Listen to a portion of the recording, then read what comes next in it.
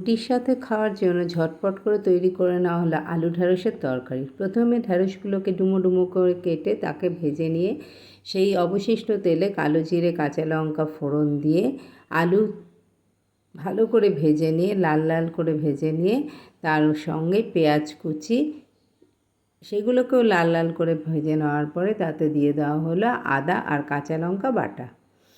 ভালোভাবে নাড়িয়ে চাড়িয়ে তাতে নুন হলুদ পরিমাণ মতো দিয়ে তার সঙ্গে টমেটো কুচি, ক্যাপসিকাম কুচি দিয়ে মিশিয়ে নেওয়া হলো। ভালো করে মিশিয়ে নেওয়ার পর তাতে দিয়ে দেওয়া হলো সামান্য পরিমাণে জিরে গুঁড়ো দিয়ে আবার লঙ্কা গুঁড়ো এবং সেটাকে ভালো করে নাড়াচাড়া করে ভেজে রাখা ঢ্যাঁড়সগুলো মিশিয়ে দেওয়া হলো। এতে দিয়ে দেওয়া হলো জল দিয়ে ভালো করে নাড়াচাড়া করে কেশরি মেথি এবং চিনি মিশিয়ে একটুখানি ফুটিয়েই তৈরি হয়ে গেল আলু ঢ্যাঁড়সের তরকারি, যা সুস্বাদু দারুণ খেতে, রুটির সঙ্গে একেবারে জমে যাবে।